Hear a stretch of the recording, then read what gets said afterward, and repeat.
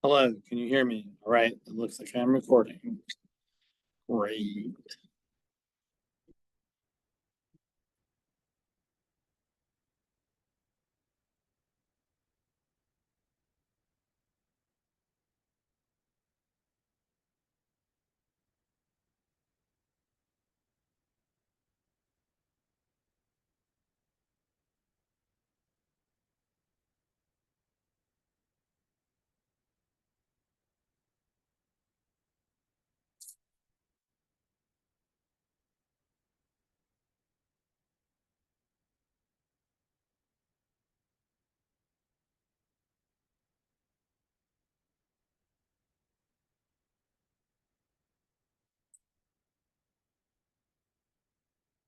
Whoa. This is the 916C. Yep. Okay.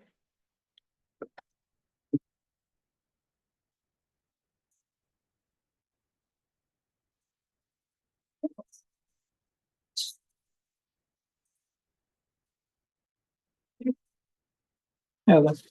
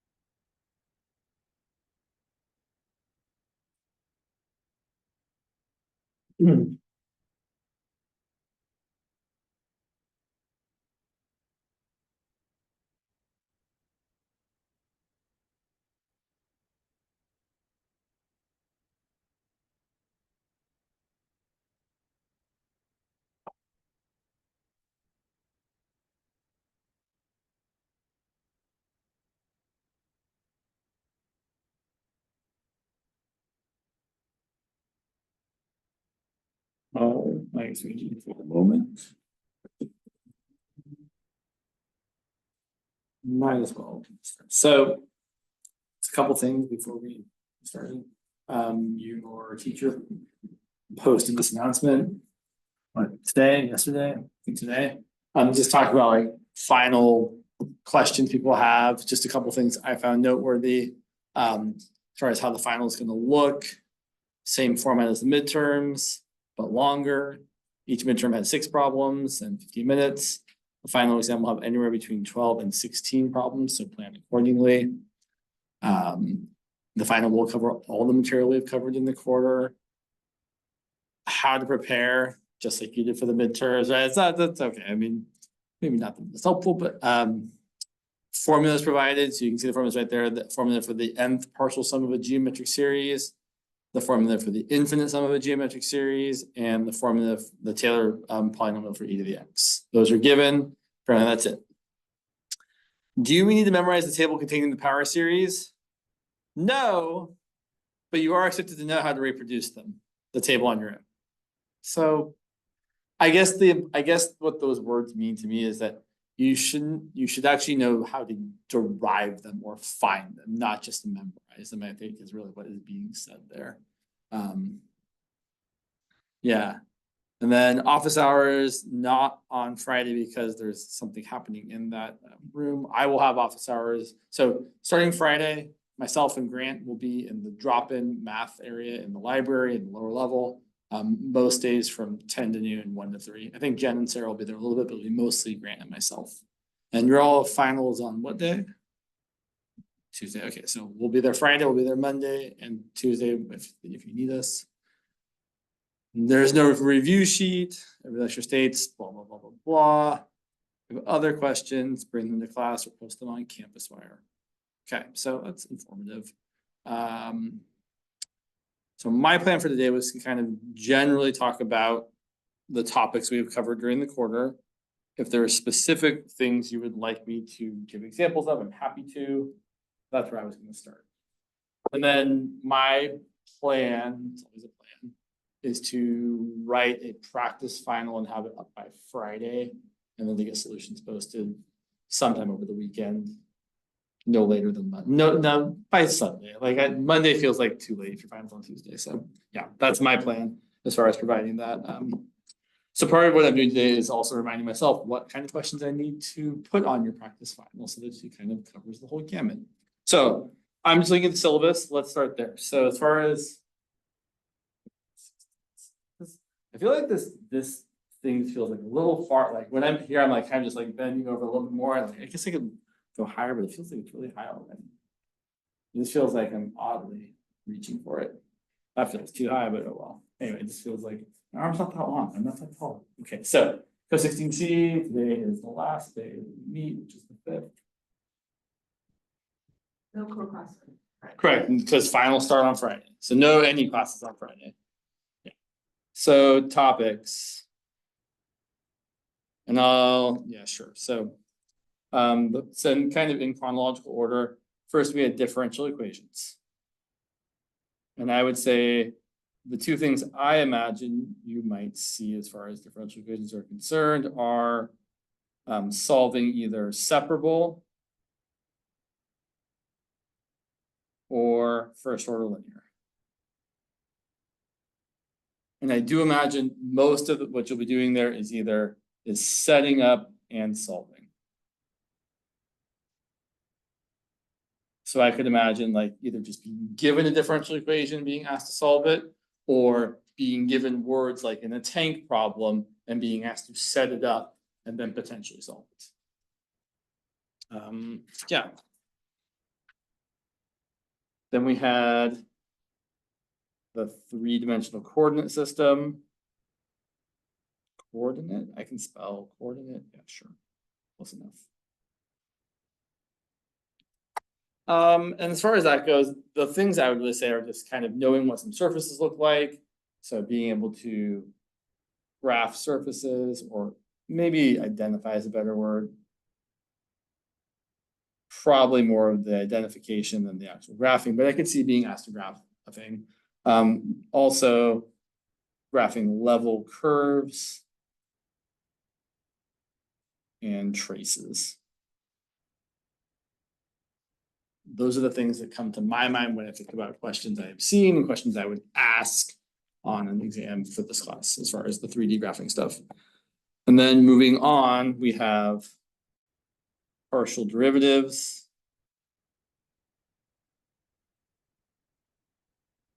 Finding extrema, relative maximum and minima of functions of two variables. So extrema of a function like f of x, y. Then that's typically using the capital D thing, right? Using D equal to fxx, fyy, minus fxy squared. I should say using this to classify whether it's a maximum, a minimum, or a saddle. We also talked, remind me, I don't believe we ever talked about finding extrema on a closed domain, like on a square or a triangle or stuff like that. That's not something we did, I'm pretty sure. The reason I asked is I did do it in another class I know, and I'm trying to remember, like, I don't think I did it in this class, so it doesn't sound familiar to me. Like we had to like draw the rectangle or the triangle, then like use the corners and plug them back into the original function. No one, yeah. Okay, I'll double check on that.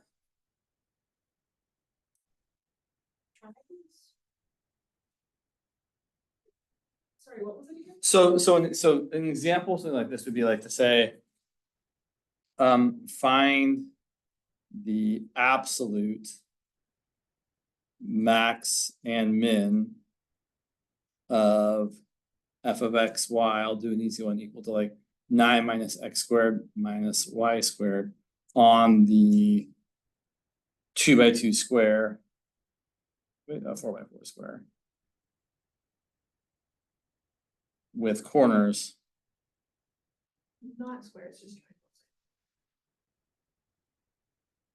Definitely would have done squares before doing triangles. I don't, that doesn't look. Okay, good. I don't. Okay, so basically the idea is you find the critical points and then you kind of plug them all into the original function to see which value gives you the biggest or the smallest thing. I don't, it's not in like the syllabus here, but sometimes it gets covered, so I just want to make sure. And then we have good old Lagrange multipliers.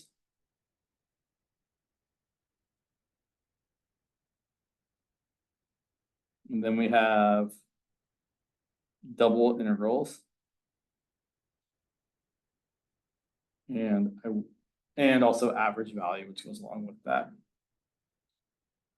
Certainly, if I were asking a question, I would for sure ask a question where you have to change the order of integration. That's my favorite kind of double integration question. And then finally, we have all the chapter 10 stuff, which is like the sequences and series. Sequences, series, geometric, ratio, powered series. All the stuff we've just been doing recently.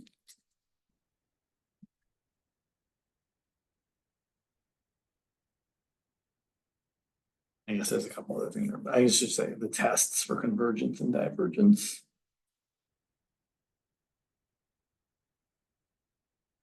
Any glaring omissions? I don't think so. Okay. So let's do some examples. So I should ask you all, is there any particular topic you'd like me to start with?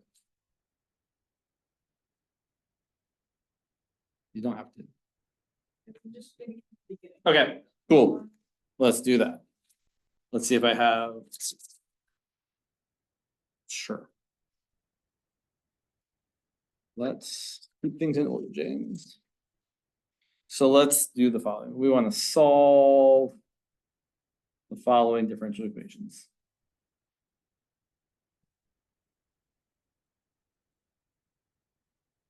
So here's the first one.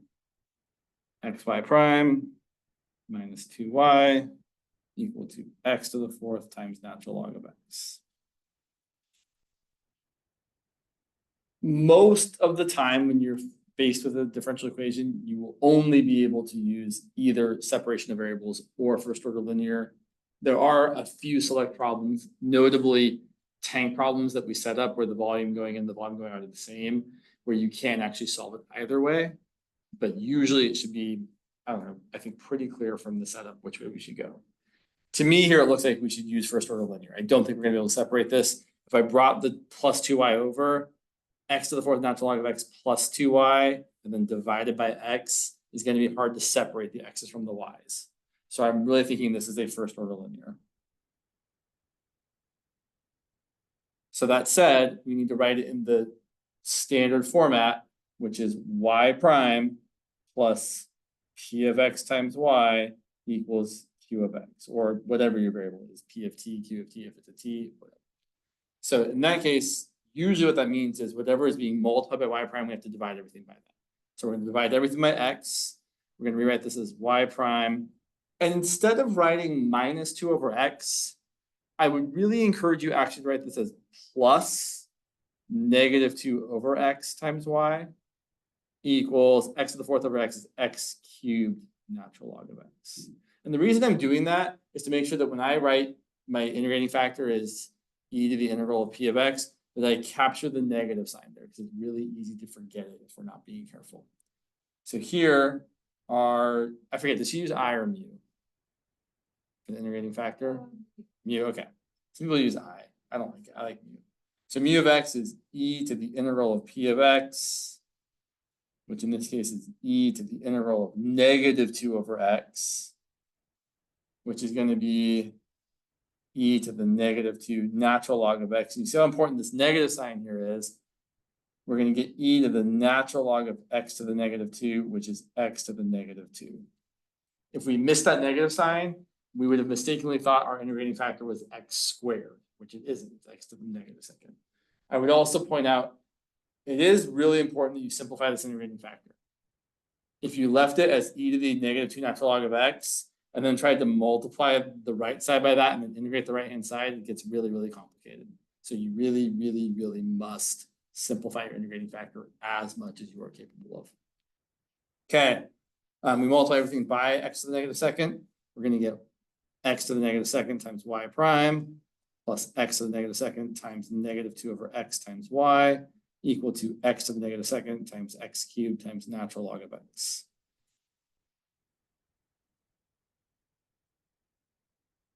You always want to simplify the right-hand side as much as you can. So simplifying the right-hand side, x to the -2 times x cubed is just x. The left-hand side, every time we do an integrating factor like this, the left-hand side is always going to be the derivative of the product of your integrating factor and y. Every time. No ifs, ands, or buts about it. Then we anti-differentiate both sides. We get x to the -2 times y equal to the antiderivative of x times natural log of x dx. And then often on the right hand side, we will have to use some method of integration, often either u substitution or integration by parts. Here we do need to use integration by parts. So to integrate this, we're going to let u equal which part? The x or the natural log of x. What's our acronym for choosing u for integration by parts? You don't want to be early, you want to be late. So u should be a log if you have it, an algebra if you don't, a trig if you don't, an exponential number. So we want to let u equal the natural log of x. dv is the rest. It's x dx. Log, the a is terrible. People say a is the algebraic, so like x to a power. I like to say any power of x, a for any power of x, but people often say it's the algebraic thing. X squared, x cubed, x to the -4th, x to the 1/2, x plus 1, like anything that's just like, basically really it's like a polynomial x or any power of x. Polynomial is too restrictive actually. What's that? T is trig and e is e to the x. You almost never let u equal e to the x. Then we find the rest, we find the du, which is 1 over x dx. And our v is the antiderivative of x, which is x squared over 2. So then we can rewrite this as the left-hand side still x to the -2 times y. And it's equal to the integral of x natural log of x is going to be u times v. So natural log of x times x squared over 2 minus the integral of v du, x squared over 2 times 1 over x dx. The whole point of integration by parts is to make this or it should be that the new integral you get should be simpler to integrate, but you still have to simplify it before you can integrate it. So usually you're going to get something here that we can make easier. So we're going to have this is equal to, I'm going to rewrite this as x squared over 2 first times natural log of x, just that's a more normal way of writing it, minus, I'm going to pull out the 1/2 coefficient, and then x squared divided by x is just x dx. And now this right-hand side is easy to deal with. I should be smart here. So the next step here, I'm going to write this as y over x squared instead of y times x to the -2. On the right-hand side, I've got x squared over 2 natural log of x minus 1/2 times x squared over 2 plus c. And then the last step here is to isolate y. And I don't want to divide by x to the, I mean, you could divide by x to the -2, but instead you should be better about that and just multiply both sides by x squared. So multiplying both sides by x squared, we get y equal to x squared times x squared over 2 natural log of x minus x squared over 4 plus c. And you could distribute the x squared to each of those things, including the c, but but you probably don't need to do more than this. And since we weren't given an initial condition, that's the answer. If let's pretend like we were given an initial condition though. Let's say that we were given that, sure, y of 2 is equal to 5. We wanted to find c. So then we would just plug in 2 for x and plug in 5 for y and solve for c. So right, that's your x, that's your y. So we would say 5 equals 2 squared times 2 squared over 2 times natural log of 2 minus 2 squared over 4 plus c. And then we would work it out. Let's see, it's going to be kind of gross. 5 equals 4 times 2 squared over 2 is 2. So 2 natural log of 2 minus 4 over 4 plus c. So then, yeah, that's terrible. You're going to get c equal to something awful. Yeah, divide by 4. 5/4 minus 2 natural log of 2 plus 4. Oh, sorry, not plus 4, plus 1, James. I didn't distribute the 4. Equals c. Yeah, there you go. That's terrible. And then technically, to really finish the problem, you should then plug that back into your solution here. So your particular solution in this case would be y equal to x squared times x squared over 2 natural log of x minus x squared over 4 plus this monstrosity here, 5/4 minus 2 natural log of 2 plus 1. Usually, if people give you an initial condition, your c value comes out a little nicer than the one I just made up. So, first order linear, you have to write it as y prime plus some p of x equal to some p of x times y equal to some q of x, and then we follow the usual process. Typically, when you're integrating the right-hand side of this after you've done all this, it's usually going to either be a straightforward integration, a u substitution, or an integration by parts. There could be other things, but those are the 3 things that mostly happen. So it's usually they're like just something that's easy to differentiate, or something that we're going to do a u sub for, or an integration by parts for. Okay, let's do a different one. So let's say we had something that looked like the following. We have the following. Let me move this cursor here. Sorry, this is in the way. It's terrible. Okay. We have x squared times y times dy dx minus y squared equal to 3.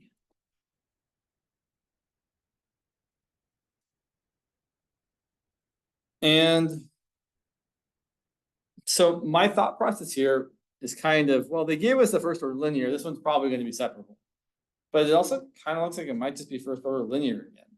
I know it's so this one I would say is certainly hiding its linearness, because it looks like I have a y squared, which would prevent it from being first order linear. But if you're trying to isolate dy dx, we would divide everything by x squared y, and here's what's going to happen. You're going to get dy dx. Now watch this here for a second. Minus, I'm dividing by x squared y, and I'm getting 3 divided by x squared y. So I tricked myself into doing that's not so true. I've explored a path that's actually not going to work out. That's okay. Sometimes we have to check out something to make sure it's not right. How do I know this isn't right? Well, I thought it was going to be right. If I simplify a little bit, I've got dy dx plus negative 1 over x squared times y. That's looking okay. Y prime, p of x times y. But the problem is the right-hand side here. It's not just a function of x. That y there is super problematic. We cannot use first order linear.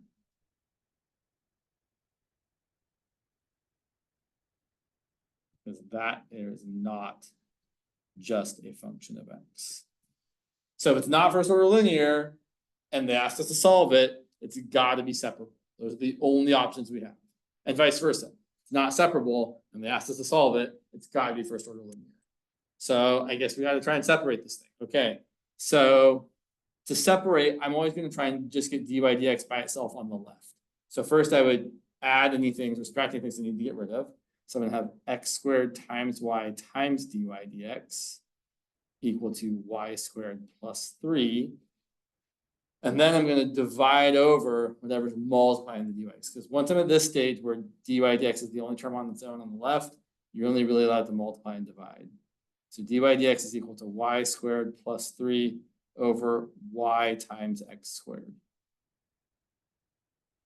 And I think it's really to your benefit at this stage, if you can, and you should be able to rewrite the right-hand side as something with just x's times something with just y's.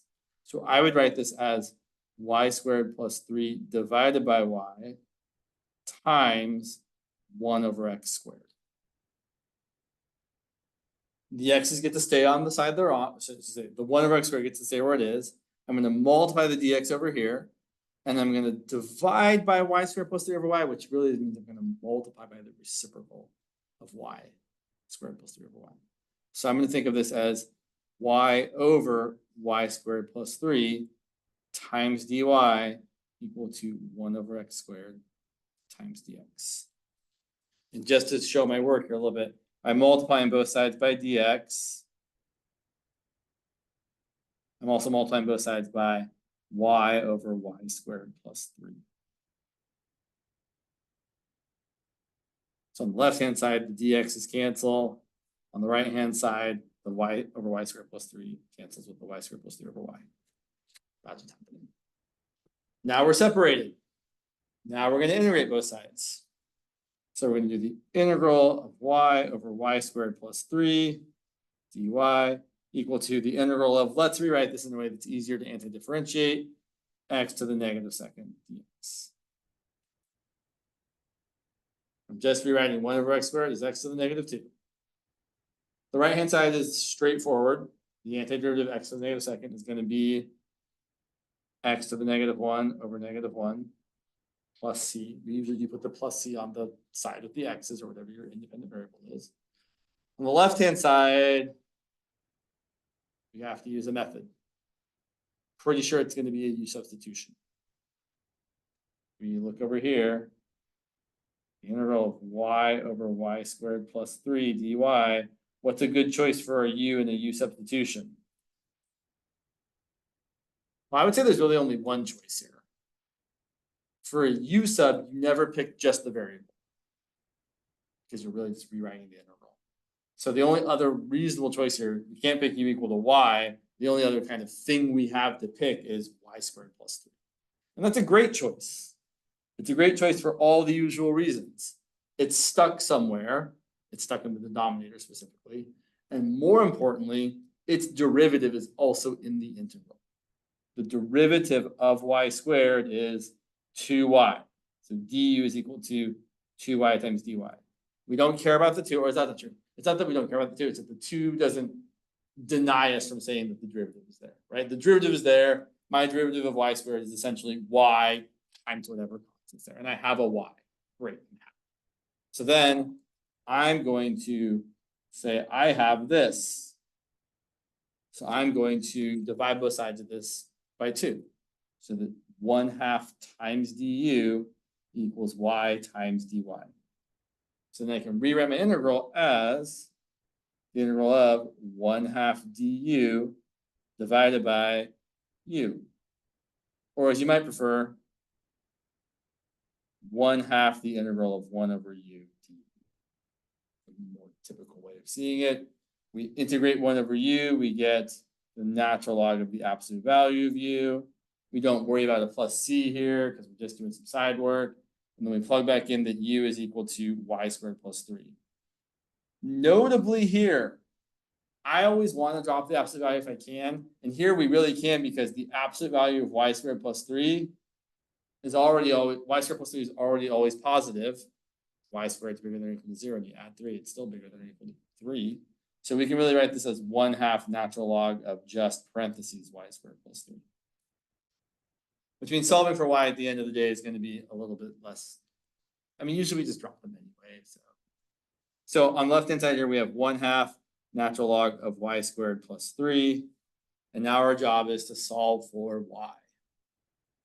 Did I leave myself enough room? Maybe. I think I did. So let's multiply both sides by 2 first. I'm going to say that the natural log of y squared plus 3 is equal to 2 times x to the negative 1 over negative 1. Let's rewrite that as negative 2 over x. Right, it's negative 1 over x times 2. And then 2 times c is still a constant. Now we're going to exponentiate both sides. So we have e to the this equals e to the that. So the y squared plus 3 is equal to e to the negative 2 over x plus c. We're going to rewrite the right-hand side as e to the negative 2 over x times e to the c. And then I usually like to call it a because people like to call it c. So e to the c is just a constant. So y squared plus 3 equals a times e to the negative 2 over x. Solving for y squared plus 3 equals, sorry, you should actually do something to both sides if you're going to try to keep solving. And instead of trying to squeeze this in, let's just use more paper. So then we have y squared plus 3. Yes, I know I'm writing the same thing. So then we're going to subtract 3 from both sides so that y squared equals a e to the negative 2 over x minus 3. And then finally, y is equal to plus or minus the square root of a e to the negative 2 over x minus 3. And without any initial condition, we'd have to leave it this way. But I do think we should give an initial condition because there's something interesting that I think could happen. So let's say that our initial condition is, it's going to be terrible and fine. So let's say we have y of 2 is equal to negative 5.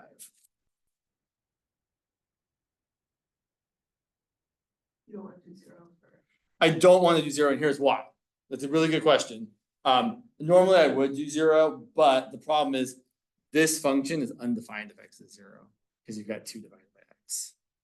So yeah, you're right. Normally 0 is the typical choice, but sometimes we have solutions where the function would be undefined choice. Can't bring the 2 down. The negative 2 here? No, definitely does not come down. It's because there's not like a natural log there. If it was like e to the negative 2 natural log of x, then we would do some stuff. So yeah, so this is going to be a little bit ugly, but there's something I want you to see specifically here. So if I plug in 2 for x and negative 5 for y, here's what I've got. I've got negative 5 for y equals plus or minus, but not both. So hold on to that for a minute. A e to the negative 2 over 2 minus 3. So here's what I want to point out. When you have something like this where y could be either the positive root or the negative root, and then you're given an initial condition where y is equal to, in this case, a negative number, your choice is made for you. You can't have the positive or the negative. In this case, it has to be the negative. The positive is out because y is equal to negative 5 or something.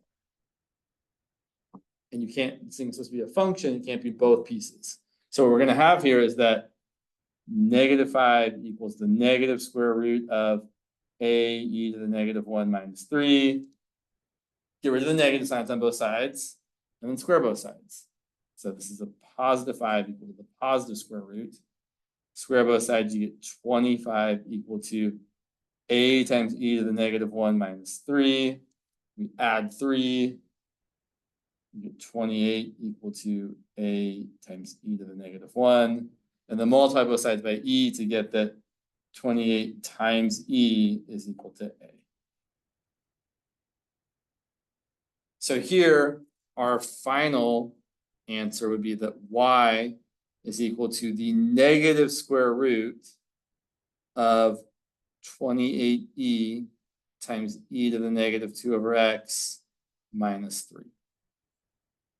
And I suppose, although I think it's perfectly fine to leave it like this, there is one tiny simplification we could do, which is to write it as y equal to the square root of 28 times e to the 1 times e to the negative 2 over x, you can add those powers together and just write it as e to the 1 minus 2 over x minus 3. And I forgot the minus sign out in front, which is super important. And you can check if you want, if you plug in 1 for x, 2 for x, if x equals 2, then you get 1 minus 2 over 2 is the power, 1 minus 1 is 0, e to the 0 is 1, 28 times 1 minus 3 is 25, the square root of 25 is 5. Oh yeah, you get y equal to negative 5. You don't need to do that checking, but it's just kind of nice to see it right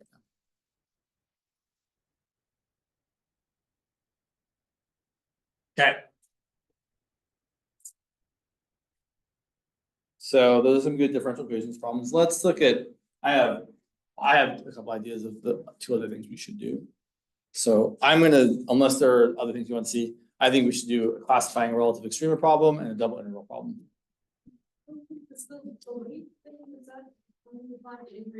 Yes, late is for integration by parts, not for U substitution at all. U substitution, you're trying to look for a piece that if you took its derivative, that would also show up. So let me actually just say one more thing about that. So the idea kind of is exemplified in these 2 examples. The integral of x squared e to the x cubed versus the integral of x squared times e to the x. This first integral, x squared of x squared e to the x cubed, is a great example of we should use U substitution. And this is a U sub because we have a great choice for U. If U is x cubed, the derivative of U is 3x squared, and then du equals 3x squared times dx. And we mostly have that. Not even mostly, we have that. We just have to fix it, right? We have x squared dx, so we can easily write this as 1/3 du equals x squared dx. So if you see a good choice for U, and again, the places I'm looking for U are in square roots, in exponents, in denominators, inside other functions. So like inside a sine or a cosine or a tangent. And so this would end up being the integral of x squared dx equals 1/3 du, 1/3 du to the u. And you integrate, you get 1/3 e to the u plus c. You plug back in u, you get 1/3 e to the 3x squared plus c. Versus this other integral over here, which has a similar-ish kind of look, but is not really similar because there's not a good choice for u here. If you're in a u sub, and it's unfortunate that we have decided that for u sub and integration by parts we use the letter u. It's a travesty. You can't help it. It's just the way people have done it for years and years and years. But here, the only thing that's kind of trapped in an exponent is x. And I will remind you heavily, if you're thinking u sub, which again, this isn't, but I just want to point out, you never pick u equal to x because you're just rewriting the integral with u's instead of x's if you pick u equal to x. So there's no other good choice. If you pick x squared, well, sure, the derivative is 2x dx, but I don't have an x times a dx. That x is trapped in the exponent there. It's not multiplied by dx. So not going to work. But I do see 2 functions multiplied together. So this is a great time to use integration by parts. So for integration by parts, then we're doing a u and a dv. And specifically, the u part is where we use the late acronym. And in this case, I don't see a logarithm in my integral. So I go to the next thing, which is any power of x, or the algebraic term, which is x squared. So here you would let u equal x squared. dv is the rest, which is e to the x dx. We find the rest of the pieces. du is 2x dx. v is e to the x. And then we rewrite the integral as u times v minus the integral of v times du. Or as you might have heard someone say at some point, the ultraviolet super voodoo. So u times v is x squared times e to the x. Minus the integral of v du is minus the integral of e to the x times 2x dx. And in this case, we actually have to use integration by parts again. I suppose I don't recall if your instructor ever said she was okay with using tabular information or not. We couldn't use tabular, which was a shortcut for repeated enrichment parts. Well, let's just go ahead and finish this. So here we would now pick for this integral, u is going to equal the algebraic part again, so the 2x, and your dv is going to still be e to the x dx. Or as I like to say, after you've chosen u, dv is the rest of the integral. du is 2 dx, and v is the antiderivative of e to the x, which is e to the x. So then this ends up equaling x squared e to the x minus the entirety of your new ultraviolet super voodoo. So it's going to be u times v, so 2x times e to the x, minus the integral of v du, which is e to the x times 2 dx. But now, this new integral is something we can just anti-differentiate without using any other methods.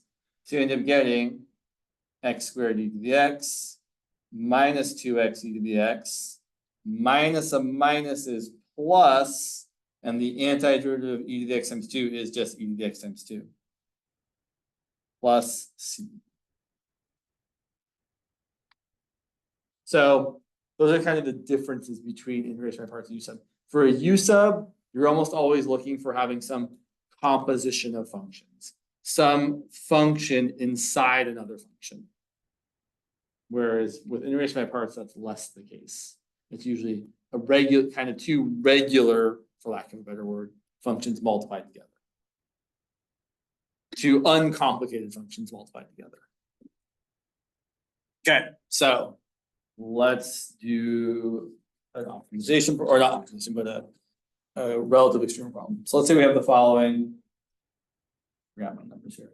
Let's say we have this function, f of xy is equal to 4x squared y minus 8x squared minus y squared. And we are tasked with finding and classifying all relative extrema.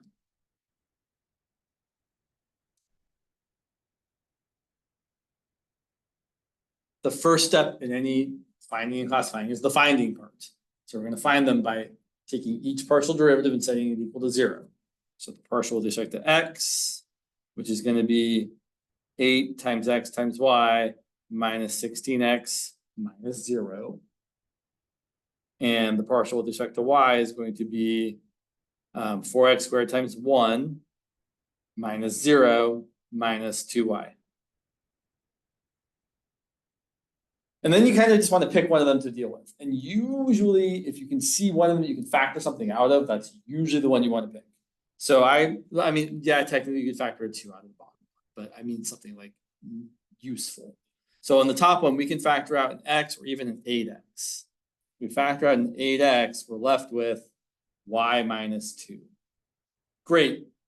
This tells me that either x equal to 0 or y equal to 2 will satisfy this equation being equal to 0. I cannot stress enough. 0, 2 is not a critical point of this function. Because if you plugged in 0 for x and 2 for y, in the other partial derivative, it would not equal 0. The critical points are the points that make this equation equal to 0 and this equation equal to 0 at the same x and y value.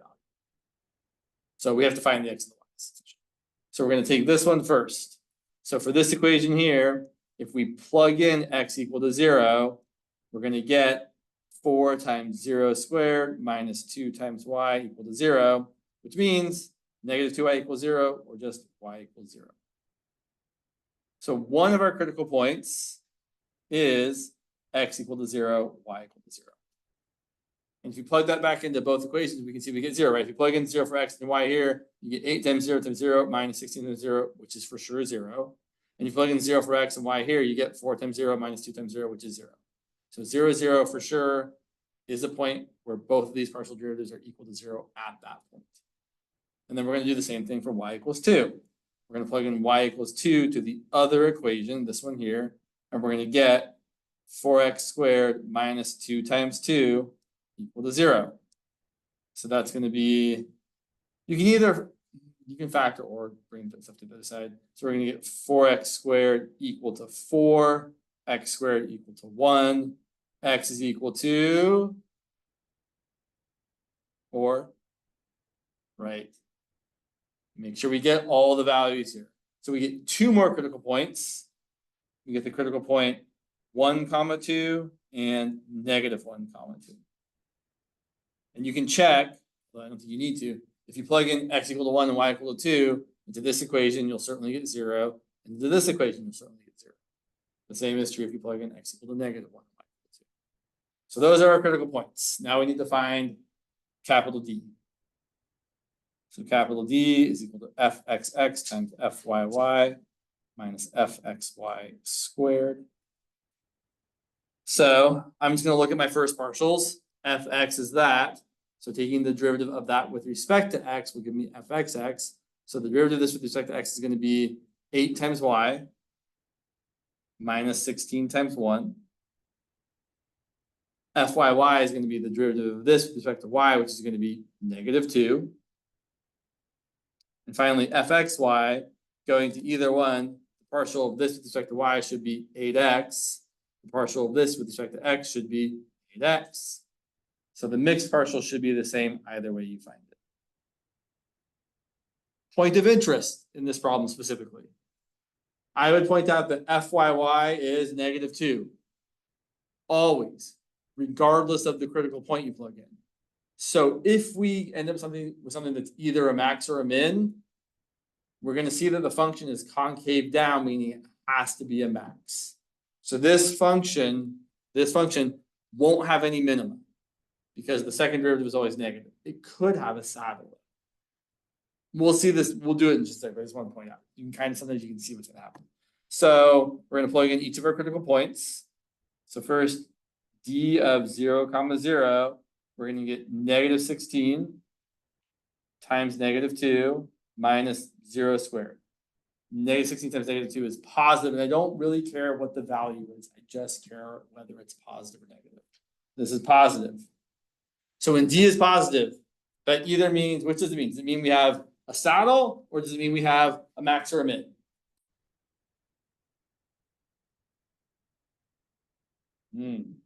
So a reminder, if d is negative, that means a saddle. If d is positive, then you have to do more work. Then you have either a max or a min.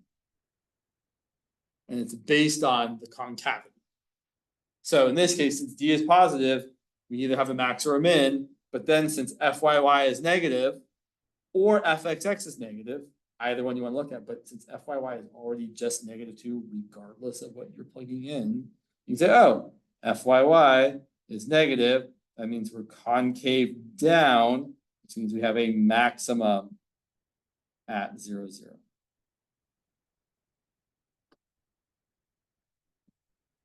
Thought I could fit it all in, but can't, so it's all right.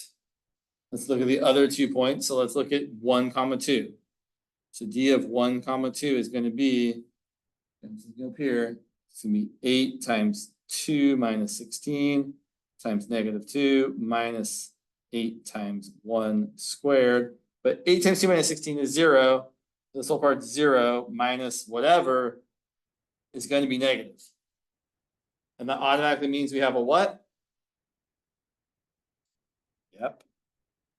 So saddle at 1, 2. And similarly, if we plug in -1, 2, we're plugging in 2 for y is still going to give me a 0 over here. So we're going to get still 8 times 2 minus 16 times -2, which is still 0, minus 8 times -1 squared. It doesn't matter if the thing we're squaring is positive or negative. It's going to turn out positive, and we're going to subtract it, which means we're going to get a negative. This is still negative, which means we still have a saddle at this other point as well. If I were asking a question about finding relative extrema on an exam, I would certainly ask a question where I had at least one saddle and at least one max or min, for sure. Like I couldn't imagine you getting a question like this that only had a max or only had a min. It just seems not as interesting. All right, let's squeeze in one double integral and then we'll call it a day. Let's look at this one. I've got enough. piece of paper. Don't just kill all the trees, James. Okay, so let's say we have this double integral.